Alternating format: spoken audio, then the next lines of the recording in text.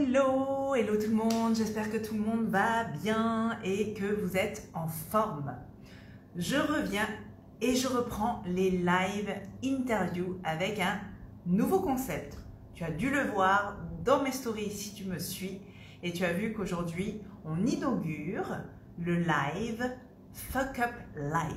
Qu'est-ce que c'est que les Fuck Up Live? Eh ben dis donc, les Fuck Up Live, c'est tout un programme. Les Fuck Up Live sont vraiment à peu près 30 minutes d'interview live avec des personnes qui font partie de mes rencontres que j'ai rencontrées soit via les réseaux, soit dans mon aventure entrepreneuriale, soit dans ma vie personnelle. Et les Fuck Up Live, c'est 30 minutes où la personne va arrêter de parler de ses réussites. On en a marre de voir des réussites en permanence sur les réseaux sociaux. Alors oui, c'est vrai, c'est chouette, il faut célébrer, mais il n'y a pas que ça. Et finalement, à célébrer à chaque fois toutes les réussites et à ne mettre que ça en avant dans l'entrepreneuriat, eh ben on a l'impression, lorsqu'on n'est pas encore dans ce chemin-là de réussite, que c'est impossible à atteindre. Alors, j'avais envie de partager avec toi des moments d'échec et montrer que finalement, l'échec, on peut le déconstruire et en faire une réussite. Et aujourd'hui, salut Sylvie, salut Litou, salut l'atelier Kimon. Et aujourd'hui, j'ai le plaisir d'accueillir Amélie Leguet, c'est elle qui va inaugurer ce live. Et Amélie se décrit comme une ex-galérienne qui est aujourd'hui pleinement heureuse et alignée. Salut Amélie. Hello, salut Corinne. Comment vas-tu? Eh ben écoute, ça va. Je me demande à quelle sauce je vais être mangée. C'est vrai que tu parles de sauce parce que c'est vrai que là, c'est un tout nouveau concept. Je l'ai lancé. Je ne sais même pas qu'est-ce que je vais dire dedans à part parler des échecs. Écoute, je suis une bonne première candidate, je pense. Hein. Toi qui me connais bien. Que tu m'avais dit en off, ouais. Écoute, on a 30 minutes ensemble. Ouais. Donc, je te laisse te présenter à ta communauté, à ma communauté. Et puis, on va aller droit dans le vif du sujet. Et est-ce que tu pourrais nous partager un de tes puissants échecs après? Oh, oh. Alors, oui, donc déjà, je vais me présenter. Corinne, je suis comme toi, je suis coach. Hein. Nous sommes nombreux à avoir cette vocation et cette joie. Pour la faire courte, moi je suis française, alors je dis ça parce que je vis au Luxembourg aujourd'hui, d'origine. J'ai passé 20 ans en Normandie, 20 ans en région parisienne et j'ai travaillé essentiellement en ressources humaines dans une grande boîte comme toi pendant un certain temps et puis j'ai ressenti c'était 7 ans je crois, l'appel de l'âme à quitter en fait ce que j'appelle le terrain de jeu qui était l'entreprise pour me lancer dans un métier d'indépendante et un métier d'aide. Et on va revenir sur mes échecs justement parce que mes reconversions, je les ai vécues à un moment donné puisque j'en ai fait 2 comme des échecs. Et en fait, c'est ce que j'ai décidé de partager aujourd'hui, c'est finalement derrière ces échecs, ces erreurs, il y avait un chemin à suivre qui m'a amené là où je suis aujourd'hui.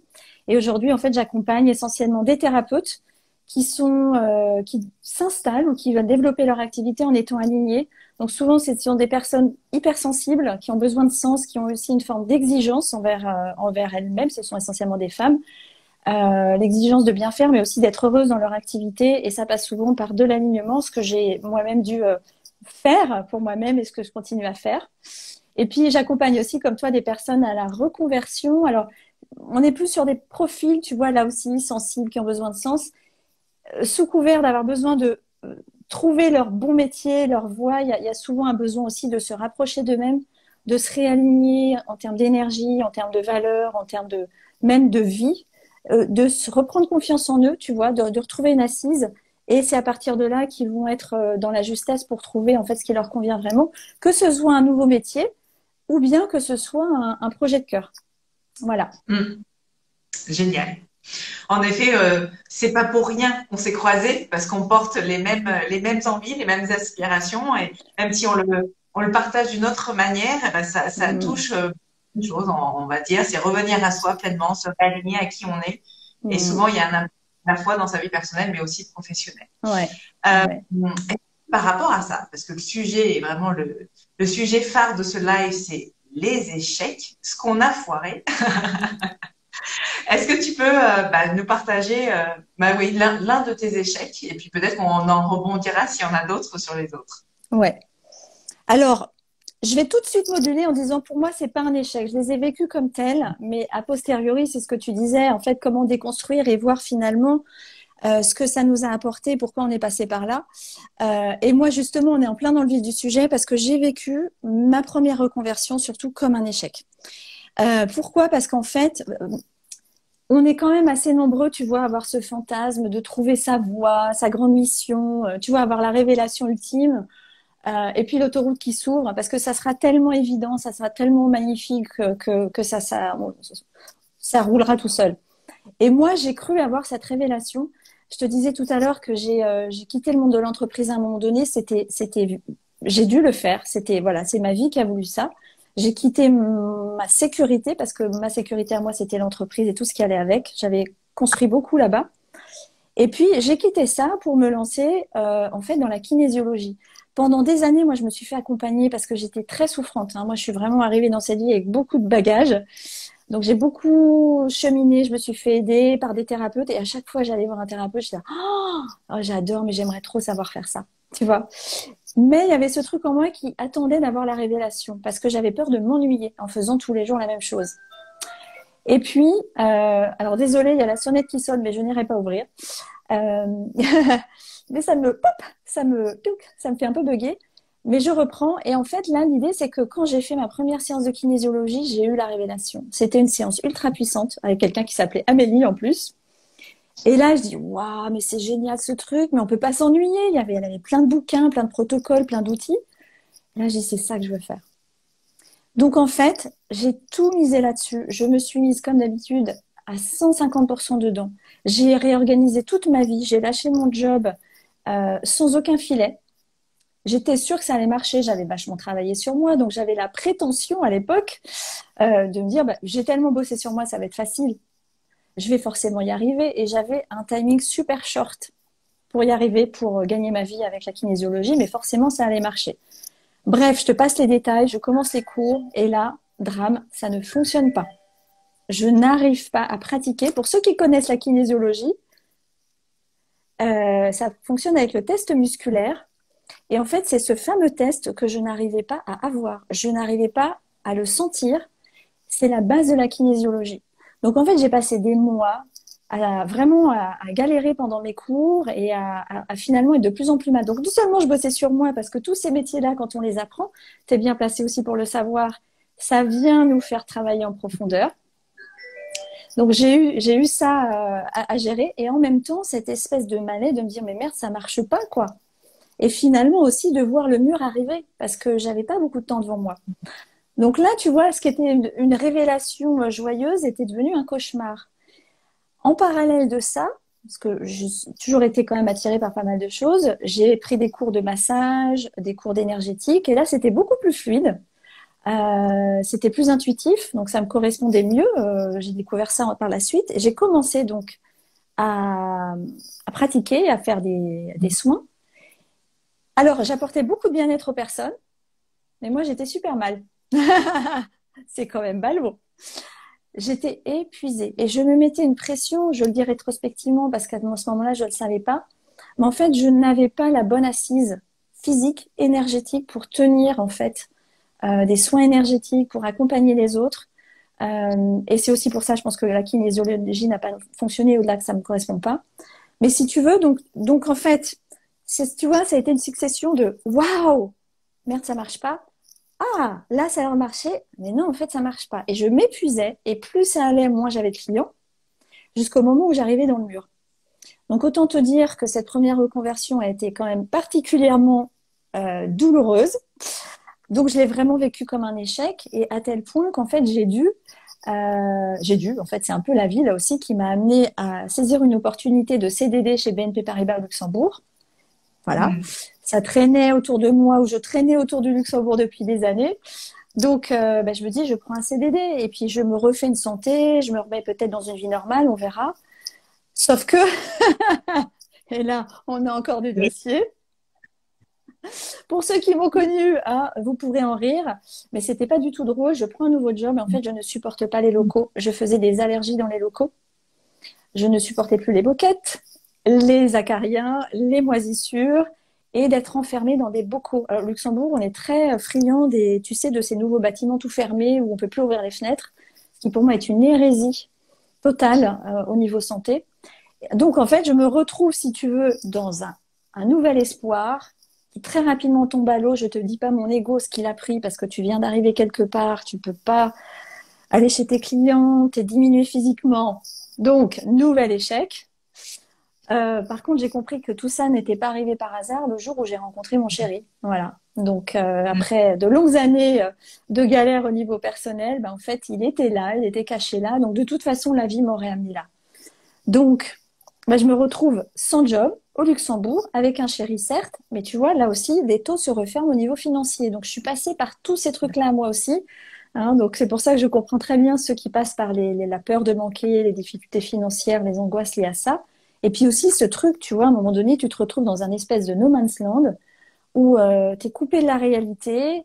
Moi, j'ai fait de la phobie sociale, donc je me suis coupée du monde. J'ai cherché et en fait, je me suis finalement... Alors, je me faisais accompagner tout ce temps-là. Je me suis tournée vers le coaching parce qu'on m'en a parlé. Et puis, ça faisait sens. J'avais bossé quand même 20 ans en ressources humaines. Voilà, j'avais cette appétence et je pense ce talent naturel à être dans l'écoute de l'autre, à capter, à l'emmener dans ses tripes et à capter ce qui bloque, ce qui peut aussi être source d'ouverture. Et puis je me suis formée, hein, c'est comme ça qu'on s'est connus, Corinne, en coaching. Voilà, je me suis formée à ça. Et puis j'ai décidé de me lancer, c'était fin 2019, dans le coaching pour thérapeute. Donc là, ça prenait son sens. Je me dis, bah, ça y est, j'ai compris, tu vois, tout ça. Toutes mes années chez des thérapeutes, ça a été pour moi, mais ça a été aussi pour connaître toutes ces disciplines, parce que j'en connais un certain rayon. Et du coup, je vais accompagner les thérapeutes. Je me lance de nouveau billes en tête. Ta, ta, ta, ta. Et comme mes clientes étaient essentiellement en France, ben, j'ai fait du 100% en ligne. Donc moi, mon activité de coach, je l'ai lancée 100% en ligne. Et donc, j'ai fait comme beaucoup d'entre vous, peut-être.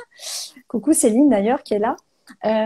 J'ai tout misé sur le en ligne. J'ai passé mes journées sur mon ordinateur. J'ai passé mes journées à faire des contenus. J'ai créé une communauté. Je donnais beaucoup. J'espérais recevoir en retour, évidemment. Et en fait, je me suis de nouveau épuisée. Voilà, je me suis retrouvée raplapla. Je me suis fait accompagner, mais c'était toujours sur le développement en ligne et tout ce qui était communication. Et tous ceux qui passent par là le savent, c'est extrêmement compliqué de trouver la justesse dans tous ces postes qu'on veut faire, le fait de se faire connaître, etc. Mais du coup, moi, j'étais épuisée.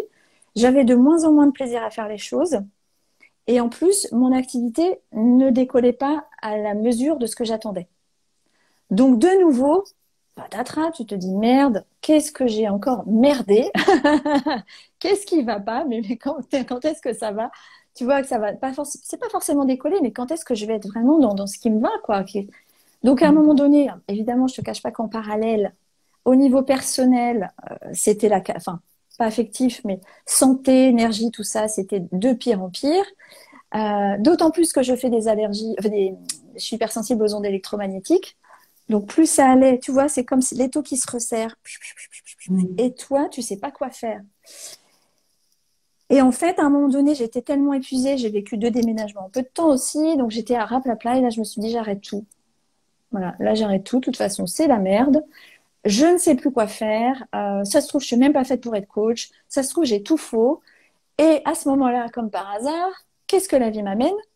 Des clients en coaching qui m'ont trouvé tout seul. Donc là, je comprends pas, là, je ne comprends pas. Donc, tu vois, il y a tout ce cheminement, en fait. Moi, j'ai vraiment le sentiment qu'il y a eu ce cheminement de arriver de plus en plus, et c'est pour ça que moi, je suis spécialisée dans l'alignement, à comprendre ce qui était juste ou pas pour moi dans ma manière de faire, dans les outils que j'utilisais, peut-être dans ma cible, et d'être aussi dans l'hyper-respect de mon énergie et de ma santé. Et ça, c'est extrêmement compliqué. D'ailleurs, j'ai une cliente, là, une nouvelle cliente massothérapeute qui a aussi cette problématique d'épuisement. C'est-à-dire qu'on a du mal, tu vois, on a cet élan de développer notre activité, on a envie d'aider, Alors toi qui as beaucoup d'énergie, tu as moins ce problème, mais il y a quand même des ups et des downs. Mais pour des gens hypersensibles avec des petites batteries, tu vois, on peut vite s'épuiser. Après, on va avoir de nouveau un élan, on va monter haut, on va être à fond les ballons, on va s'épuiser. Donc il y a eu aussi, tu vois, ce truc pour moi de trouver le juste milieu dans ce que je mettais en œuvre, mais aussi dans le ressourcement que je devais trouver. Donc on revient vraiment à l'alignement, pas seulement professionnel, mais intérieur, dans aussi mes choix de vie, dans plein de choses. Et c'est tout un chemin que je continue de faire, hein, parce que dès que je sens que ça se déphase, parce que les énergies bougent vite, on évolue vite, bah, je réajuste. Et c'est ce que j'aide aussi mes clientes à faire. Et donc, en fait, tout ça pour dire qu'aujourd'hui, bah, tout va bien, parce que j'ai compris beaucoup de ce parcours merdique, en apparence. Tout ce que j'ai vécu, en fait, ça me permet, moi, d'accompagner ceux qui passent par là aujourd'hui. J'ai tellement eu de galères, de difficultés, et j'en ai encore, que j'ai la capacité, tu vois, à savoir où la personne en est et à la comprendre et à trouver des leviers, parce que j'ai essayé plein de choses moi-même pour l'aider. Donc c'est précieux pour les autres, mais là aussi, attention, je dirais, et ça c'est un des travers qu'on peut avoir quand on est accompagnant, à trop donner. Donc je suis ravie de pouvoir aider les autres. Par contre, ce que j'ai appris, c'est qu'il faut d'abord que je me serve moi, tu vois. Et que je sois dans la justesse pour moi. Et ce que ça m'a appris aussi, ça c'est ultra puissant parce qu'on vit des époques, et tu le constates aussi, où tout change très vite. Ce qui est vrai aujourd'hui ne sera pas forcément demain, tu vois. Et accepter d'être dans ce flow-là, c'est-à-dire que bah, peut-être que là, aujourd'hui, c'est ça qui est juste pour moi, mais dans 6 mois, ça sera peut-être complètement autre chose. Et je m'autorise à ne pas être dans... En fait, je m'autorise à ne plus vouloir une réponse sur qui je suis, sur ce que je dois faire, sur ce que je veux faire. Quelque part, j'en sais rien. Moi, mon job à moi, c'est vraiment ma guidance intérieure, c'est ma joie. Et ça a été un long, long parcours de lâcher sur le fait de remettre ma valeur dans l'argent que je gagnais ou dans ce que je pouvais apporter aux autres. Ma valeur, elle est dans ce que je m'apporte à moi, dans ce que j'apporte aux gens que j'aime, dans la joie que je trouve et ma capacité à la trouver, tu vois. Donc, y a tout ça que j'ai appris, donc pour les autres et pour moi. Et donc, sous couvert d'échecs et de galères, je pense que ça peut être un peu moins compliqué, hein, et c'est ce que j'essaie de faire pour les autres. Mais un truc qui m'a aussi aidé par rapport à ce parcours-là, c'est quand j'ai fait mon briefing de Human Design avec Lydia Van Messem, que tu connais aussi, hein, vous avez fait un live il n'y a pas longtemps. Alors, je suis plus trop outil parce que je trouve que ça peut enfermer. Mais par moments, ça permet de nous ramener à des choses qui nous parlent. Est-ce que ça nous parle ou pas? Moi, ce qui m'a parlé, c'est quand elle m'a dit que j'étais générateur 3-5. Alors, ça n'a pas parlé aux non-initiés, mais en gros, ça fait partie de mon parcours de vie d'être dans l'expérimentation. Les échecs, les test and learn, tu vois. J'expérimente, je me prends je me prends des gamelles, mais ça m'apprend pour moi, ça m'a vachement fait évoluer et ça m'apprend pour les autres. Et donc, je suis aussi dans l'acceptation de ça, tout en ayant posé l'intention que ça soit plus doux. Enfin, au bout d'un moment, ça va, quoi. Tu vois, j'ai 47 ans, j'ai le droit que ça soit un peu plus cool. Donc, ça m'a aussi, voilà, ça m'a permis finalement de m'aligner, c'est ça, de trouver la justesse pour moi, de trouver, et finalement de tout ramener à ma joie. C'est ça qui est dingue. Tout le reste, pour moi, c'est tellement accessoire. Mais tu vois, pour avoir été bah, dans les confidences, quelquefois, de ces up and down et de tous ces échecs entre guillemets aujourd'hui, tu vois, le partage que tu viens de faire est tellement... C'est vraiment ça, c'est aller déconstruire ces échecs-là. C'est vrai que quand on est dans ce marasme, dans ce caca-là, oui, c'est sûr que c'est pas très agréable. Je l'ai partagé récemment. Les 3 derniers mois de l'année dernière ont été hyper challengeants pour moi aussi. Ouais. Quand on est dedans, on se dit putain, mais c'est quoi ce bordel? C'est quoi ce que je suis en train de vivre? Pourquoi je suis en train de me prendre des murs? Qu'est-ce qui se passe? Ouais. Mais après ça, on a ce recul, même si c'est plus difficile. On a ce recul en se disant bon, ok, je suis censée apprendre quelque chose de tout ça. Qu'est-ce que c'est que ça? Et que après on peut comprendre quel est le message. Et toi, ton partage, c'est vraiment bah, tout ça t'a permis à avoir cette finesse autour de cette écoute de ton alignement personnel et du coup d'accompagner des personnes dans ce cheminement-là. Et aujourd'hui, on le voit et tu nous as pas encore partagé, mais ça se passe bien pour toi de plus en plus dans ta vie professionnelle et de coaching. Par magie, entre guillemets, les clients et les clientes viennent. Bah, c'est exactement ça. C'est s'écouter savoir déconstruire l'échec et le voir comme une réussite pour pouvoir en tirer le meilleur et Ouais. pouvoir avancer. Et c'est Ouais. vraiment ça que j'avais envie de transmettre dans ces lives-là, Mm. parce que on parle trop pas trop, non, c'est pas trop. On parle de réussite et en fait, les réussites étaient très, très bien. Mais l'entrepreneuriat, il y a aussi ça. L'entrepreneuriat, Énormément. la vie, en fait, il y a aussi ça. Il y a aussi ces murs qu'on se prend et c'est OK. Ça fait partie de notre vie, ça fait partie de notre apprentissage. Si on en tire le meilleur, mais quel cadeau finalement. Ouais, ouais. Et d'ailleurs, moi, je dis toujours, c'est avant tout un chemin de développement personnel, le fait Ouais. de devenir indépendant. Parce que ça nous met dans des insécurités, ça nous met face à des peurs, à des croyances, à des limitations. Pour moi, c'est un peu le saint graal de l'expérience, tu vois. C'est-à-dire que là, ça va te chercher de tous les côtés et c'est normal, en fait.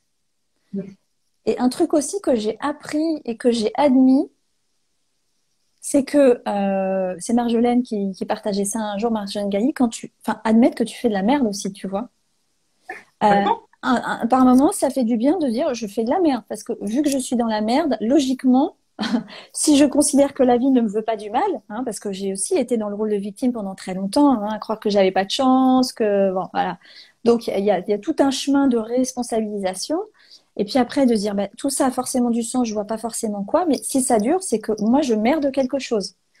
Voilà. Et c'est notamment un des choix que j'ai fait, tu vois, j'ai beaucoup encore cheminé, c'est tout le temps, moi, hein, de toute façon, donc l'année dernière, et j'ai fait des choix nouveaux pour cette année, mais vraiment de changement.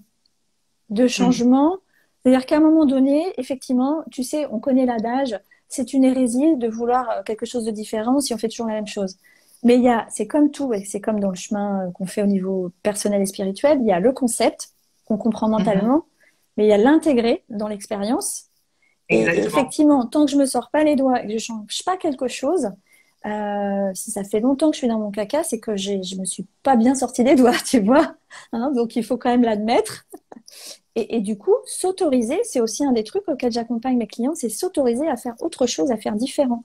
Mais parfois, on a Mm. besoin de quelqu'un qui nous aide à nous autoriser, tout simplement, tu vois, parce qu'on a les chocottes. Complètement. Ouais. Complètement. Alors, je n'arrive pas à voir quelle heure il est, parce que j'avais dit 30 Il est minutes. Je ne sais. 11h23. Ça va, on a une petite dizaine de minutes supplémentaires et je sais que tu dois filer après. On avait parlé en off aussi de tout ce cheminement que tu as fait professionnellement, mais aussi de ce qu'on entend souvent parler, Mm. et pas mal de personnes que je connais passent par là, cette nuit noire de l'âme. Qu'est-ce qui Mm. s'est passé? Comment tu en tires aujourd'hui peut-être le meilleur? Alors, le mineur de l'âme, pour ceux qui ne savent pas déjà, parce que c'est très, voilà, c'est plus quand on fait un chemin de développement personnel et spirituel assez poussé. Et puis peut-être que c'est écrit hein, qu'on va passer par là. La nuit noire de l'âme, c'est ces périodes de vie qui peuvent être très courtes ou très longues. Pour moi, ça a été quand même assez long, où on est complètement dans la muse. Alors, je pense qu'on pourrait assimiler ça au niveau psychique à la dépression. Hein, Mm. psychologie, psychique, c'est la dépression. Mais ça va plus loin, la nuit noire de l'âme, parce qu'en fait, on est vraiment dans une perte totale de sens à la vie. Moi, je suis passée par... J'ai envie de mourir, en fait. C'était en Mm. 2020. J'avais envie de mourir tellement j'étais isolée. Alors tout ça aussi, j'ai compris, je m'étais isolée. Parce qu'en fait, bah, je partage ça rapidement, mais moi, sur mon chemin, il y avait beaucoup de problématiques liées à l'énergie. Donc, c'était dans mes vœux de pouvoir mieux maîtriser mon énergie. La vie m'a bien servi parce que j'ai fait appel à beaucoup de thérapeutes en énergétique. J'ai fait beaucoup de choses liées à l'énergétique. Mais du coup, je veux pas dire trop fait parce que c'était mon chemin, mais beaucoup. Mais en fait, j'étais déjà pas bien ancrée. Alors ça aussi, on me disait, tu es pas bien ancrée. Ça veut dire quoi, pas bien ancrée?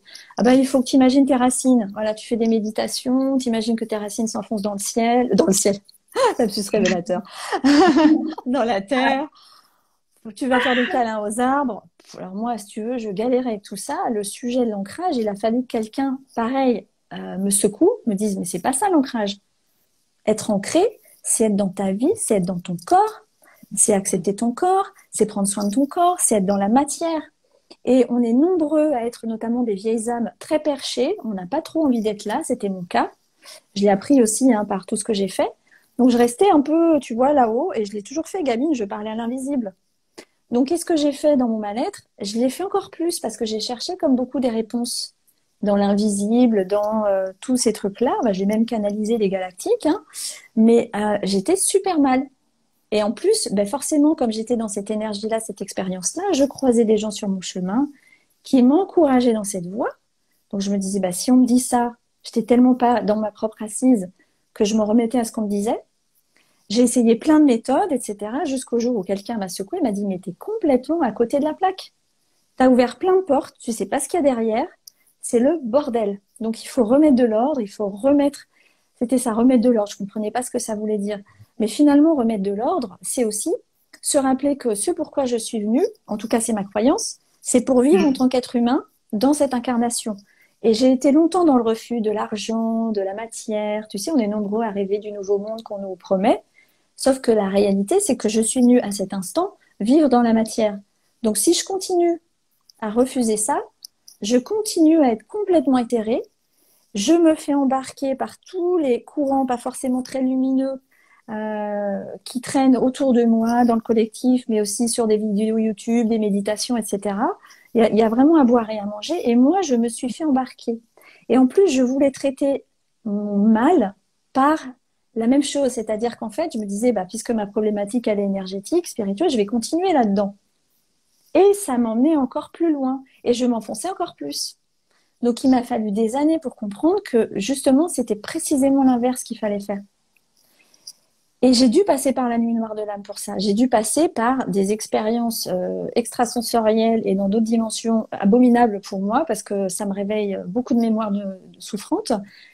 Et je dirais qu'on n'a pas besoin pour moi de passer par des décorporations, des expériences hallucinantes pour être heureux de sa vie. Je pense même que c'est le contraire. En tout cas, c'est à ça que la vie m'amène. C'est arrête tout ça. J'ai besoin d'être connectée à plus grand que moi. J'ai besoin de parler régulièrement à plus grand que moi. J'ai besoin, tu vois, de faire un minimum de choses, voire un maximum parce que je suis hypersensible, notamment aux énergies. Mais par contre, j'ai besoin aussi d'être là. Donc, c'est tout un chemin de volontaire. Je le partage aussi pour ceux qui sont là-dedans. Il y a un choix à faire, il y a une décision à prendre. Je décide de m'incarner pleinement. Je décide que même si c'est compliqué, et pour moi, ça est passé par un accident de voiture, il n'y a pas longtemps, là, ça m'a bien ramené au corps. C'était mon souhait. J'ai appelé. J'ai dit, je veux être dans mon corps. Je veux m'incarner. Je veux bien vivre dans mon corps, dans la matière, dans ma vie. Je veux être heureuse. En fait, c'est ça, moi, mon objectif. Eh ben, un petit accident de voiture au passage, ça va bien te remettre dans la matière et dans le corps. Mais c'est sûr que du coup, ça me remet les pieds sur terre. Tu vois? Et Ouais, là aussi, tu complètement. vois, c'est un cadeau caché. Et si j'étais pas passée par la nuit noire de l'âme, je sais pas où je serais encore, tu vois, un peu en lévitation. Il a fallu que j'aille vraiment au fond du fond du fond du trou et que je dise non, je décide de rester. Par contre, ça veut dire que je décide d'assumer ça. Ça veut dire que j'arrête mes conneries jusqu'à ce que je comprenne quelles étaient ces bêtises. En tout cas, ce qu'il fallait réajuster. Et donc, c'est finalement, ça a été un choix de vie presque radicalement différent. C'est-à-dire que Mm. tout ce qui m'a animé pendant des années, mais qui me faisait beaucoup de mal, ben, j'ai décidé de le mettre de plus en plus de côté, sans le renier, pour me réinvestir dans une vie plus matérielle. Du coup, ben forcément, ça se traduit aussi par plus de clients, plus Tout à d'argent. fait. Eh oui, forcément, c'est lié, hein. Si je suis dans le refus de l'argent, de la matière et de mon incarnation, je suis aussi dans le refus de tout ça. Et ça me met aussi, je suis dans une meilleure assise. Je travaille beaucoup plus mon corps, ma conscience de mon corps. Là où je refusais un petit peu toutes les réalités un peu chiantes du quotidien, je pense que ça va parler à certains, c'est pas très intéressant, certains trucs d'être humain, hein.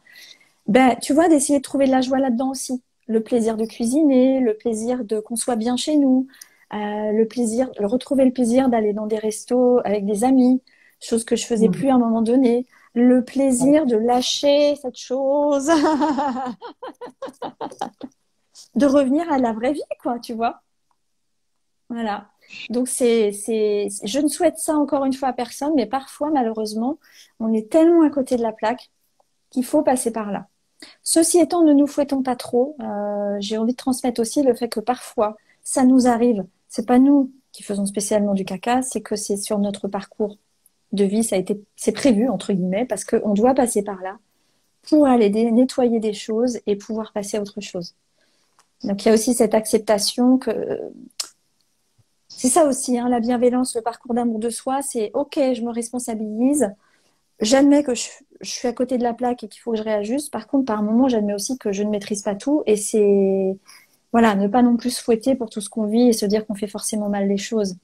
Parce qu'à ce moment-là, on entretient notre propre souffrance puisqu'on est dur avec nous-mêmes. Exactement. Ouais. C'est Merci de ce rappel, de ce rappel qui est hyper important parce que c'est vrai que à côté de ça, à chaque fois, on a tendance à dire ah non mais oui, mais pourquoi et se flageller de nouveau encore et encore et en fait, ça ne permet pas, loin de là, d'avancer ouais, justement. exactement. Et c'est là que pour moi la clé, c'est pas qu'est-ce que j'ai encore mal fait, Mm. c'est de quoi, qu'est-ce que je sens qui est pas OK. Ouais. Qu'est-ce qui va pas en fait? De quoi j'ai besoin là? De quoi j'aurais besoin pour aller mieux?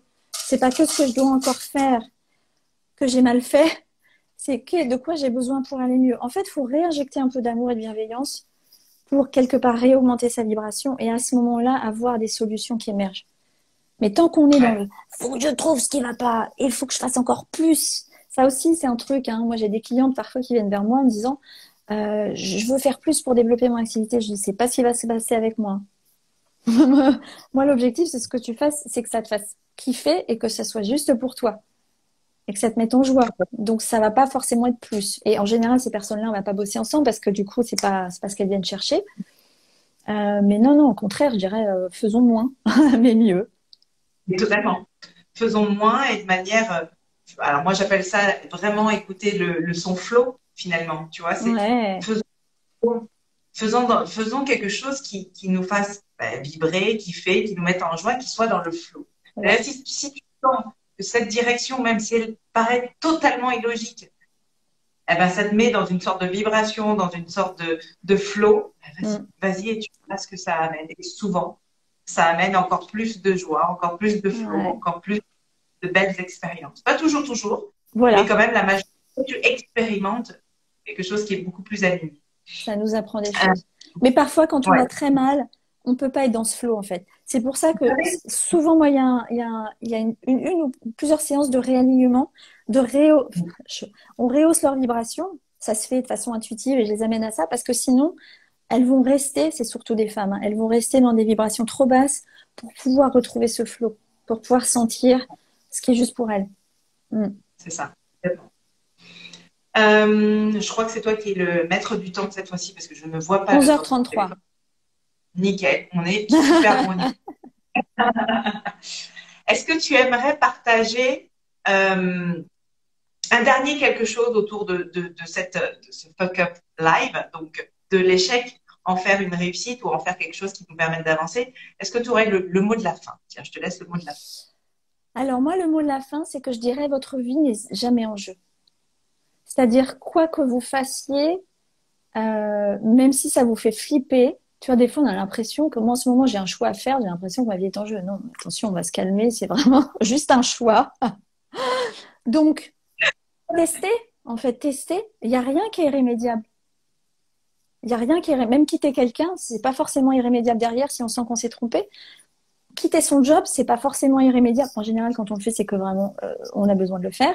Ça ne veut pas dire qu'on n'en retrouvera pas un derrière si on n'a pas besoin. C'est pas parce que je me lance en tant qu'indépendante et que j'imagine gagner rapidement ma vie avec ça que si je dois reprendre un job à temps partiel, c'est un échec.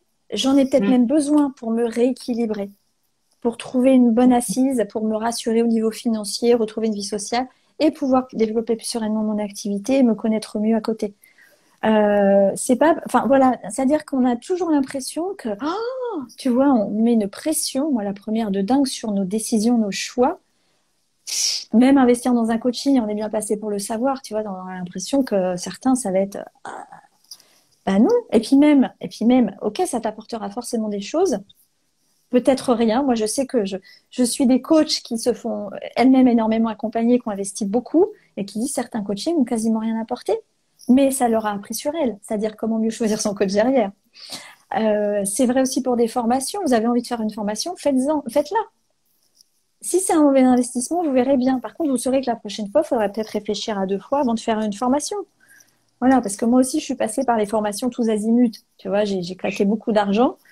J'avais besoin de passer par là. Maintenant, je le fais avec beaucoup plus de discernement. À chaque fois, en fait, c'est comme si tout nous amenait. L'enjeu, c'est pas réussir ou avoir raison. C'est se connaître de mieux en mieux, s'accepter de mieux en mieux et s'aimer de mieux en mieux. Et du coup, pouvoir aussi aimer la vie et les autres de plus en plus. Moi, c'est vraiment ma conviction. Donc finalement, les expériences qu'on vit, c'est juste des moyens de nous connaître. Yes. Et j'ai pas envie de rebondir dessus parce que c'est très juste ce que tu partages. Donc, j'ai envie de te dire merci. Merci d'authenticité. Merci à Merci pour toi. le partage sans filtre de tes échecs à la fois professionnels comme personnels avec cette nuit noire de l'âme. Hmm. Et puis, très bientôt, je te souhaite de belles choses parce que c'est vrai que du coup, c'est le premier live de l'année. Donc, je te souhaite une belle année, Amélie. Même si on se Merci l'est dit. beaucoup. Oui, oui, oui. Et puis merci, je suis ravie d'avoir fait cette première avec toi. Merci Corinne. Et puis, Je vous souhaite à tous ceux qui sont en live et qui vont regarder en replay une merveilleuse année. hmm, Si vous avez des personnes que vous avez envie d'entendre en live, ben, qui me contactent. Parce que là, pour le coup, j'ouvre mes lives à toutes les personnes qui ont envie de partager de manière authentique ben, finalement leur échec et qu'est-ce qu'ils en ont appris pour inspirer un maximum de personnes.